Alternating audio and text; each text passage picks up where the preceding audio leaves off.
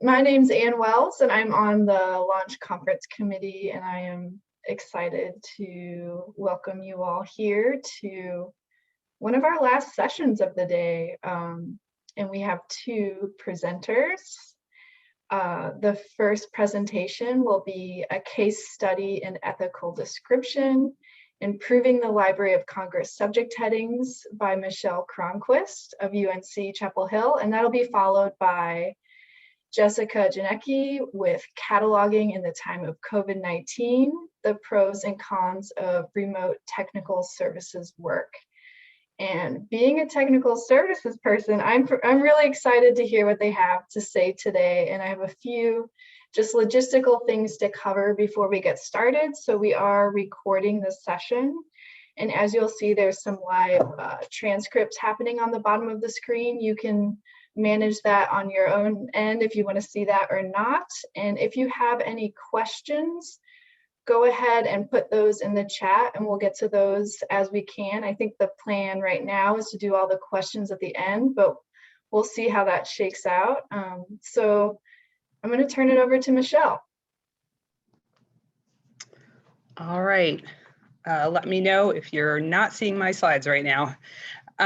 So I'm Michelle Cronquist. I'm a special collections cataloger at UNC-Chapel Hill, and I'm going to be talking about some of the work I've been doing to try to improve the Library of Congress subject headings. So I want to start by placing this work in the context of other ethical description work that's being done at UNC. So my department, Special Collections Technical Services, has a lot of ethical description work going on, both in the archival and bibliographic sections. We've also got the Conscious Editing Steering Committee, the Cataloging Policy Working Group, which brings together catalogers from across different units, has discussions about ethical description. And of course, there's the UNC Libraries Reckoning Initiative. So I'm just going to talk very briefly about what's wrong with LCSH, Library of Congress subject headings, because it's a big topic and I just don't have that much time. So just very briefly, the headings in LCSH tend to be biased toward whiteness and maleness and so on. You know, that we say women physicians, but we don't have a corresponding heading for men physicians.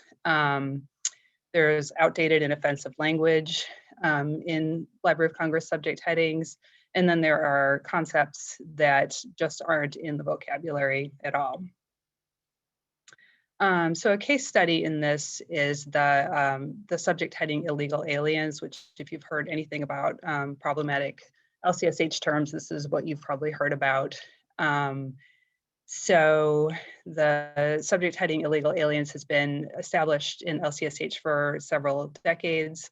It has increasingly been seen as a dehumanizing term. And so the Library of Congress tried several years ago to replace it with different vocabulary. And in a very unusual move, Congress actually got involved and blocked them from making that change.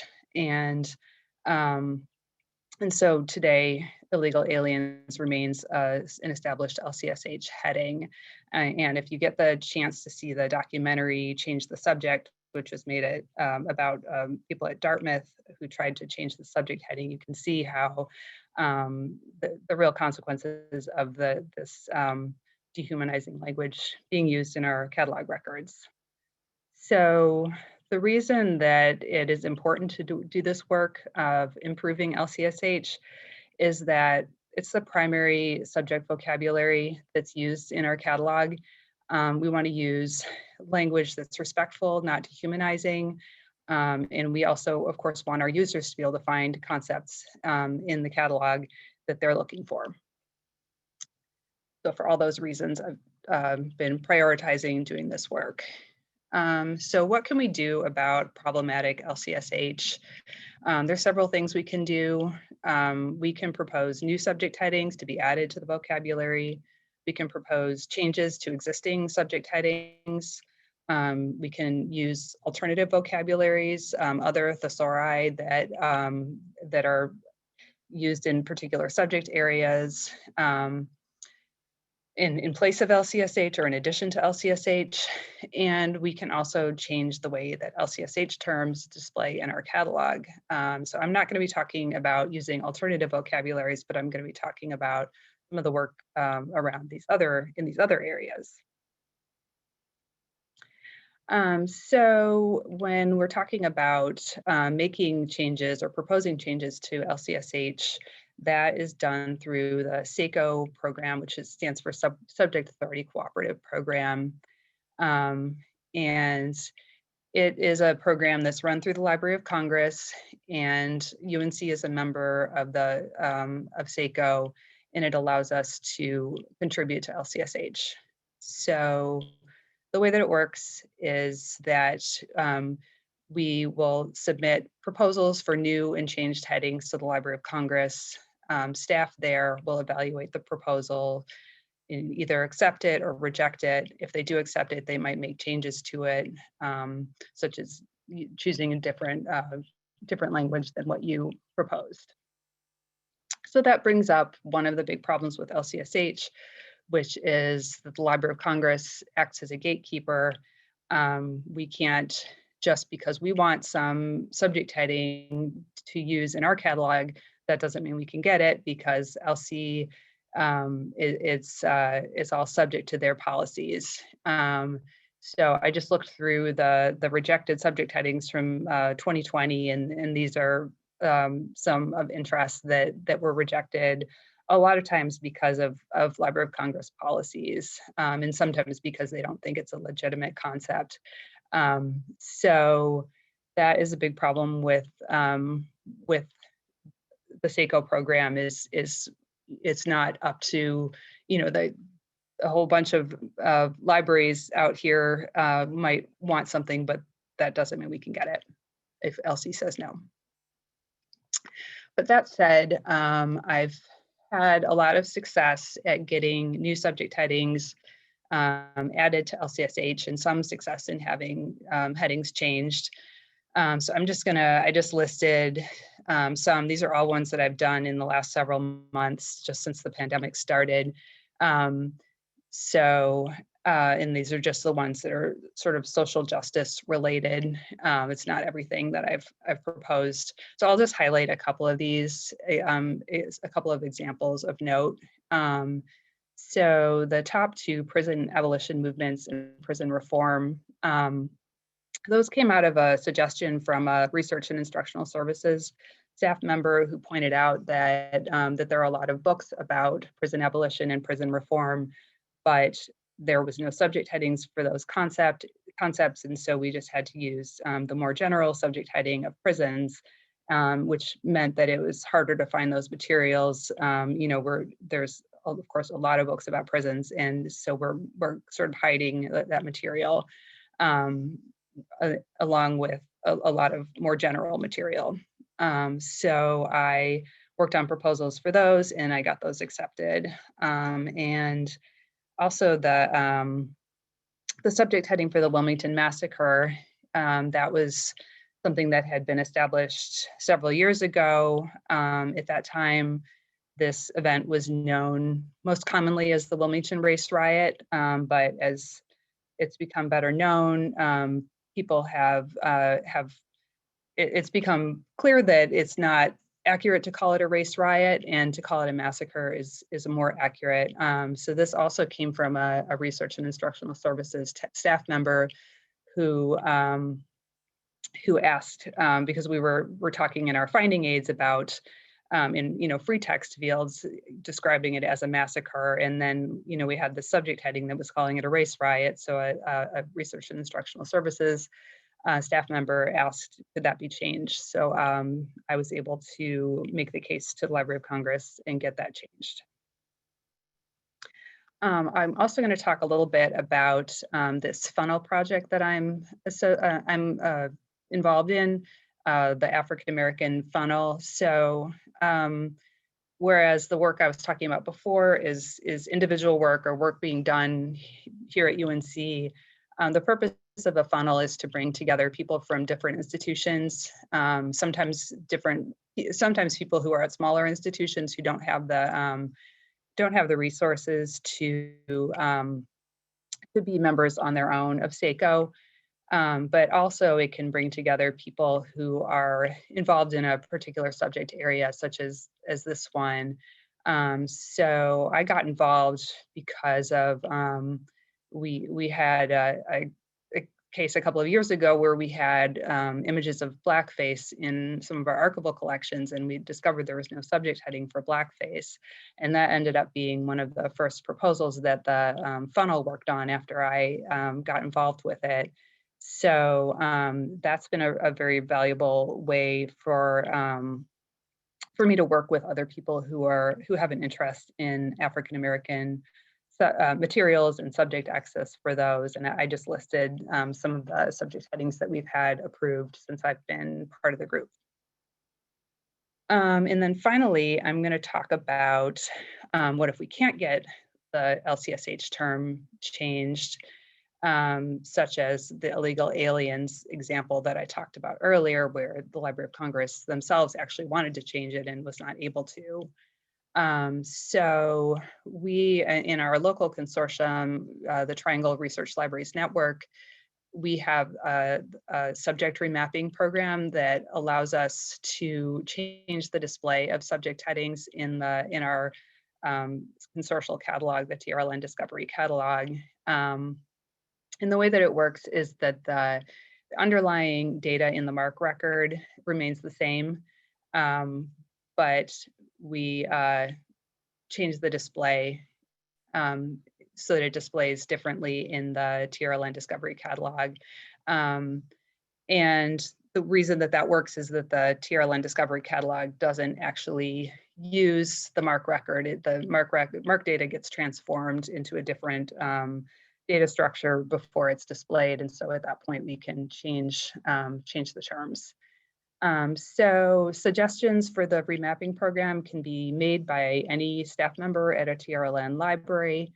And then there are a couple of groups within TRLN, the TRLN Discovery Metadata Team, and the product owners who will make the decisions about what to remap and what to remap it to. So I'll just show an example. So this is, I just pulled this from UNC's classic catalog, which just displays exactly what's in the MARC record. And you can see that there's a subject heading for illegal aliens, North Carolina. But if you look at the same record in the TRLN Discovery Catalog, you can see it's been magically transformed to say undocumented immigrants, North Carolina, instead of illegal aliens. So that's just an example of how the remapping works in practice. So just a few examples of things that we're remapping. This is a fairly new program, so there's not a ton, but we're of course remapping all of the illegal aliens headings, all the related headings to that. We started remapping Indians of North America to Indigenous Peoples of North America, and slaves to enslaved persons, and also other related headings to those. And you can, when you can look at my slides later on, you can see the full list.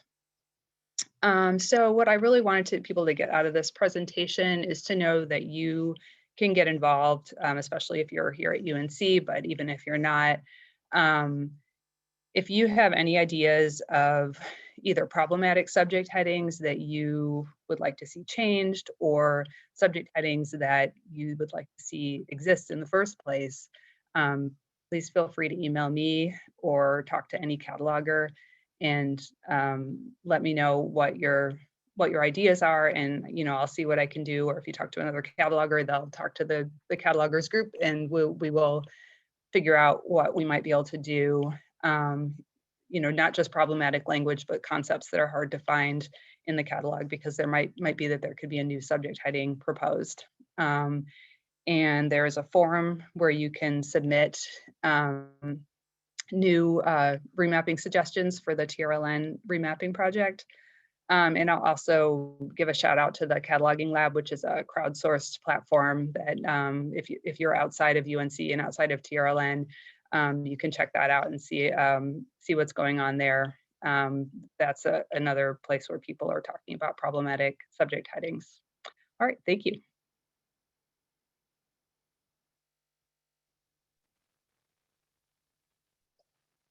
Great. Thank you so much, Michelle. It's great to hear about ways we could feel empowered and have some agency with this thing that seems really static and impossible to move around. So next up we have Jessica Janecki, who's going to be presenting on cataloging in a time of COVID-19. Take it away, Jessica.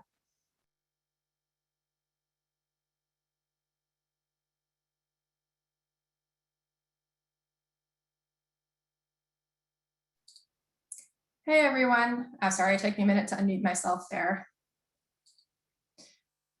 I'm a rare materials cataloger in the David M. Rubenstein Rare Book and Manuscript Library. I'm going to talk today about cataloging from home when you work in a special collections library. Actually, I should ask, you guys can see my slides, right? Yes. Okay. Okay. So Rubenstein Technical Services has been working remotely since March 2020 with limited time on campus since September. I'm going to share 3 cataloging projects that I have worked on from home over this past year. So the first remote cataloging project I did was to recatalog a collection of digitized emblem books. Emblem books are collections of allegorical images, which are often accompanied by pithy captions, poetry, and explanatory text.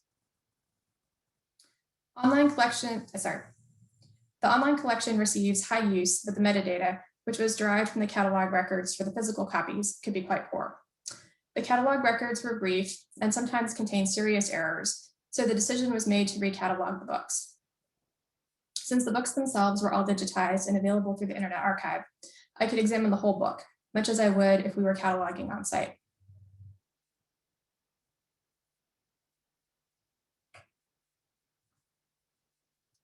Goals for the project included upgrading description to current standards, creating authority records for all uncontrolled headings, of which there were many, ensuring each digitized book was accurately described, and completing other data cleanup projects as I handled the records.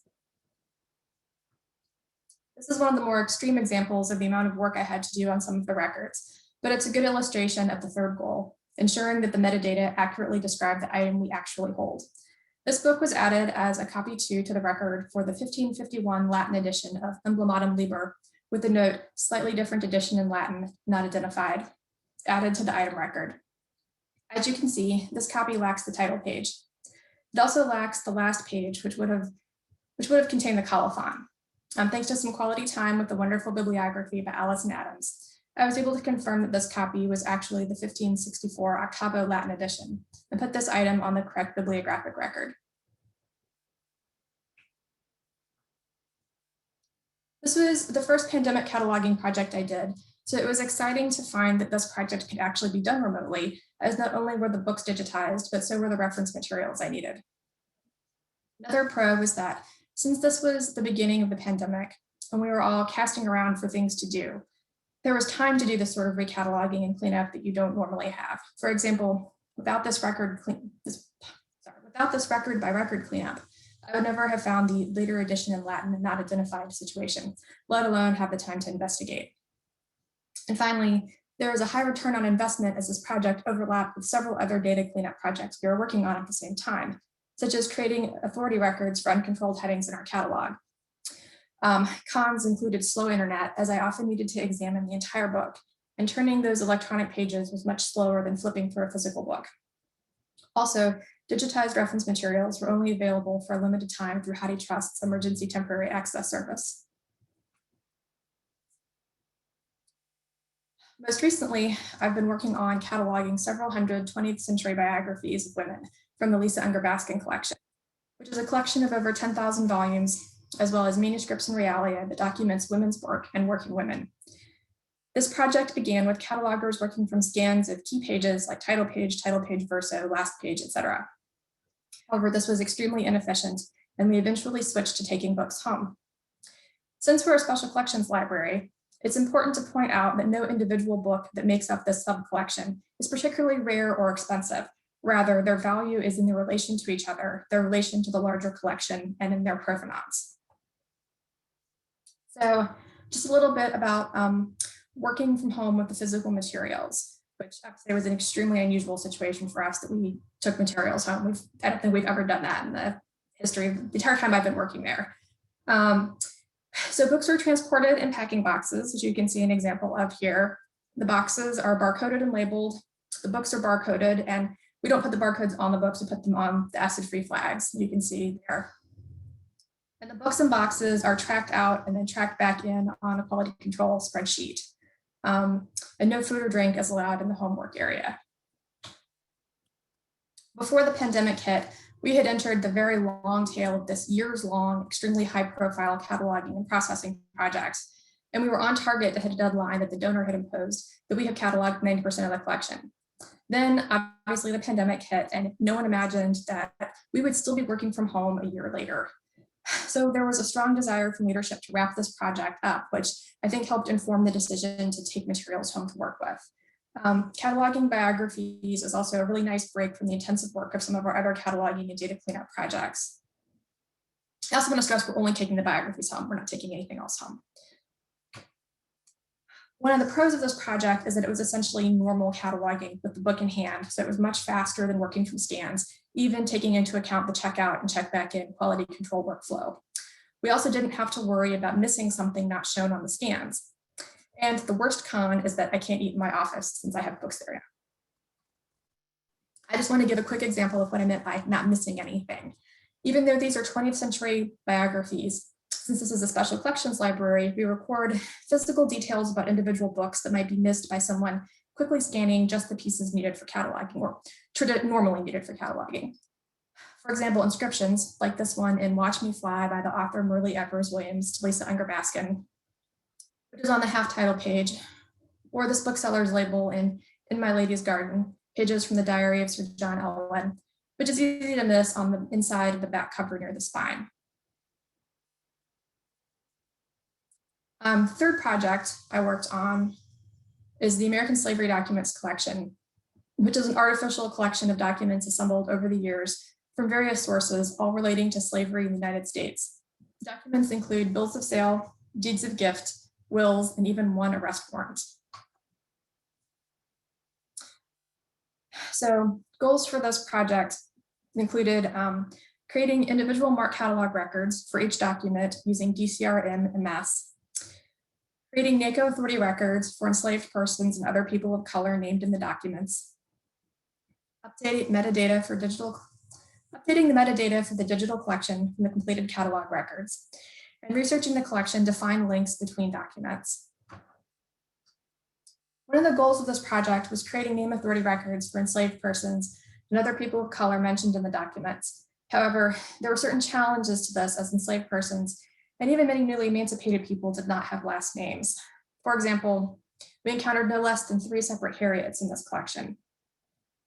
In order to create nego records, people with the same name must be distinguished from each other, often with birth and death dates, but also with occupations, places of residence, or other disambiguating information. Other challenges were that the spelling of names, even first names, was not standardized and could vary depending on the literacy of the person creating the document.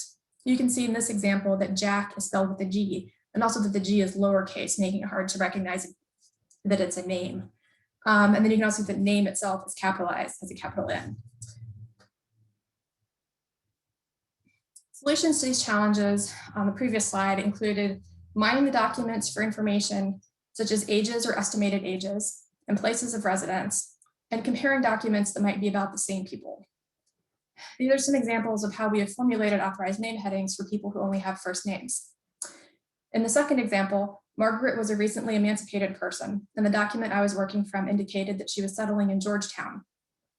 In the third example, Betty was described as being about 17 years of age, so based on the date of the document, I could estimate her birth year. In the fourth example, Eliza was described as being 4 years old in 1829. She was described as being 4 years old in 1829, and 1829 was the date of the document. So she was born either in 1824 or 1825. And in one case, I was able to use an emancipated person's occupation to disambiguate them.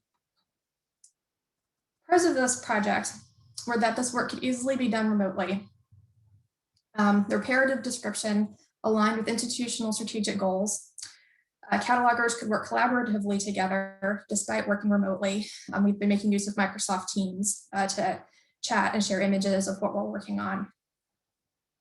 And there was a higher return on investment for authority records creation than it might have originally been assumed. Some cons were that the scans were occasionally hard to read, and it was very hard not to go down a genealogy rabbit hole, trying to find information about people and then end up spending way too much time on what might turn out to be a dead end. So the return on investment bullet point wasn't really a pro of remote work specifically, but rather a pro of having the time to having put the time into the redescription and authority work. When we began this project, we had no particular reason to believe that any two documents might be related to each other. And sometimes the existing metadata obscured relationships, as what turned out to be the same name might have been recorded differently across documents, or rather across the metadata for the documents, probably due to difficulties of reading the 19th century handwriting. So it turns out that some of our people, enslavers and enslaved persons, as well as witnesses and other participants, like for example, like clerks of court and registrars and things like that, that those names appear in multiple documents, or rather I should say that those people themselves, those specific people, appear in multiple documents. And now that we can trace them, we can start to piece together people's stories. And the examples you see here, the same enslaved woman, Matilda, is mentioned in both documents. And the Richard Jones in the second document is the same Richard Jones mentioned in at least 8 other documents. And I think that that's all I have now. So I'm going to stop sharing my screen, and then I think we can take questions.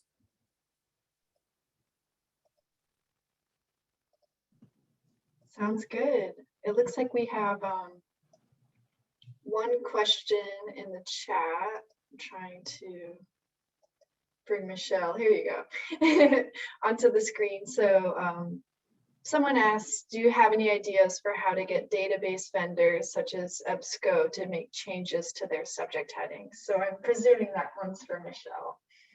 Wow, I have no idea I don't know anything about database vendors and their subject headings. Do they use LCSH or some other vocabulary? I'm just not knowledgeable about that, unfortunately.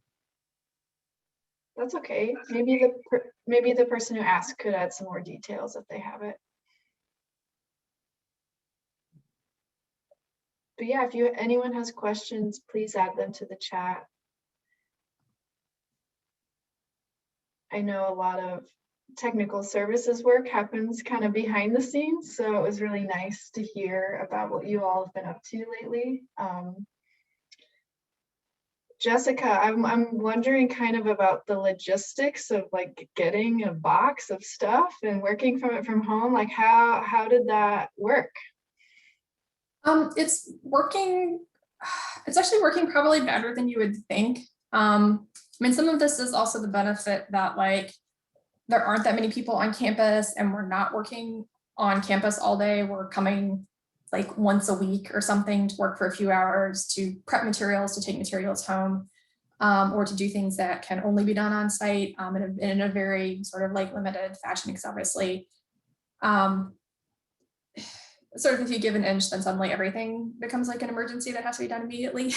So we're really trying to keep our time on campus for prepping stuff. So, and like I said, with the lower traffic on campus, it makes it much easier to like pull up a car in front of the building and then like load a box into the car, rather than, I think if this were like normal times, you would in fact be, you would be schlepping that box like all the way to your parking space and trying to take it on the bus with you. So in some ways the logistics have been improved a bit.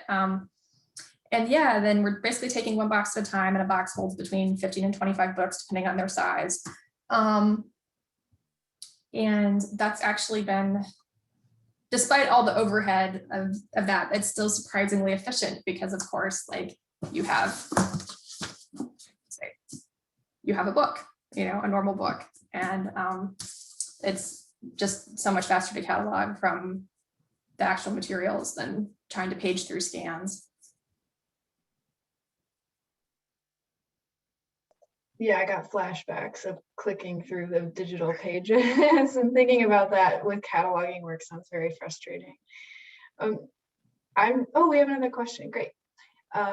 Someone asked, Jessica, how did your department divide up the American slavery documents collection work? Did some of the overlaps of people in the collection that you've discovered come from materials that different catalogers have worked on? So we have a great big spreadsheet with the metadata sort of dumped out of the digital collections. And so we are working from that spreadsheet, and basically, like, if you're going to work on one, you just mark, there's a column for that, and you take that document. And so, like I said, there's not like things that you basically just get to. This has all been a voyage of discovery. So we get to just sort of take the document that, you know, we want to work on at any given point. They're not like pre-divided up amongst catalogers. But yeah, I think there's a lot of, we work fairly collaboratively for our cataloging department. And we do a lot of chatting back and forth and sharing links and looking at each other's records. We workshop records. So it's a pretty common situation to be like, hey, I noticed this name in 2 documents that I have, keep an eye out in your documents. And I think that once we realize that people might be in multiple documents, you know, I know like Richard Jones, he's turns up like a bad penny. You know, I was like, oh, let me just find all of the instances of Richard Jones like that we have in the metadata. And then of course he turns up in other places because his name is misspelled. You know, someone thinks he's, you know, Richard Jane or something like that, and rather than Richard Jones. And so I think we've been trying to be pretty careful about, you know, coordinating with each other and following up, you know, when it looks like someone is turning up more than once. But it's been pretty helpful. I mean, this is the benefit of authority control work, is that once you've established an authority, then you can use that name heading over and over again. You don't have to research the person. And so like that's been super helpful. It's also helpful that since, you know, for some of these people, we're just doing them, like we're the only institution who has this name heading. So you can also go back, we can go back and revise a heading if we need to, if we find more information about somebody. We can add information. We can also change the actual heading if we needed to. It looks like we have another question for Jessica. Are you also covering books, etc.? Did you take all those materials home? We've only been taking home the biographies, and that was specifically because they were 20th century materials, and you know, no individual book is in and of itself particularly rare or expensive. So they were sort of low-hanging fruit for things that could safely be taken home. None of the other stuff is being taken home. That's sort of that's why we've been working on things that were already digitized. And, you know, in the case of we're also doing a whole lot of other things that I did want to talk about, specifically like cataloging as opposed to data cleanup projects. But you know, the American slavery documents have all been digitized, but they didn't have individual mark records. And the emblem books had been digitized and they did have mark records, but there was a lot of problems with the metadata and the mark records themselves.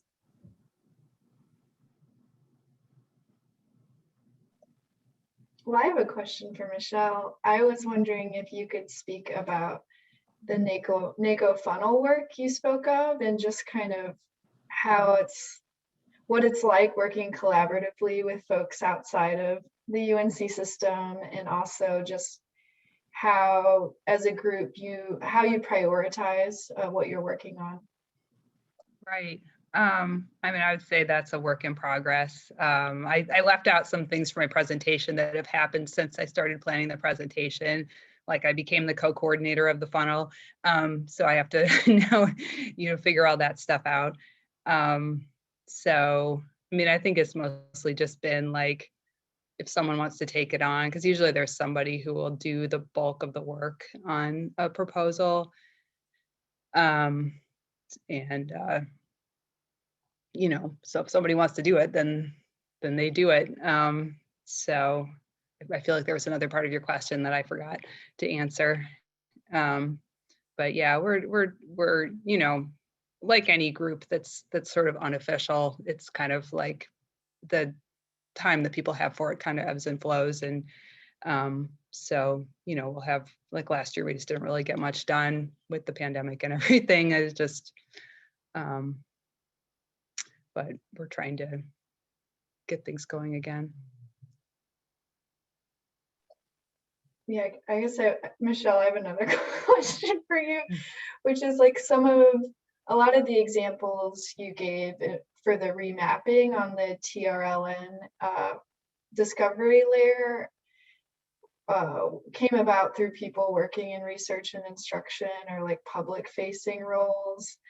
And I just think it's really cool that there's this like cross-departmental dialogue happening. And I was just wondering if you could talk more about that. Yeah, I mean, that's what I'm really hoping for, is that, you know, people in research and instructional services will not just be like, God, you know, but will feel like they can do something. So yeah, I just wanted to bring that to everyone's attention, to know that it's something that they can do, because we were all taught from library school on, like, LCSH is bad in various ways, and it's just the way it is. And, you know, it's, you know, I've, you know, even as a cataloger, I've only gradually sort of become aware that there's something I could do about it. So, yeah, I wouldn't say we have any formal process of getting people from research and instructional services involved, but I hope that they will keep it in the forefront of their minds, that they can make suggestions or talk to us. Cool. We have just a few minutes left. If anyone has any questions they want to drop in the chat. Michelle and Jessica, I don't want to put you on the spot, but like, do you have questions for each other? Actually, was wondering if Michelle could just talk a little bit more about how the funnel works. Yeah, it's an informal group. We are trying to have like monthly or bi-monthly meetings, but we have an email list, so we, you know, can correspond about questions, or and there's a Google Drive, so we're just using Google Docs to sort of mock up the proposals so that everyone can see them, and you know, then we can collaboratively edit them, and you know, add citations or whatever, add comments to say, you know, what about this, or, you know, whatever. So I hope that answers your question. Yeah, I was going to say, in response to your talk, Jessica, I've also spent much of the last year going down genealogy rabbit holes. Yeah, it's just so strange, because like sometimes you can find people, and that it's, you know, and I'm always surprised when I find people and like, you know, they're on Ancestry or they're on Find a Grave, and, you know, there's their birth and death dates and their gravestone. And then there's all the times when I can't find somebody, and yet often finding somebody takes like an hour or something, you know, or it turns out the person I have mentioned in a document is actually somebody kind of important. And it's like, yes, I want to record that a former governor of North Carolina was, you know, involved in, you know, in buying and selling of enslaved persons or something like that, which actually I did, former governor of North Carolina. So it's always interesting when, you know, somebody does turn out to be this highly abbreviated name in my document turns out to be somebody, you know, has connections, or, you know, as somebody that might be of interest to researchers for other reasons, and then they can find these materials too. And no, that's a really good point. All that work is showing this network.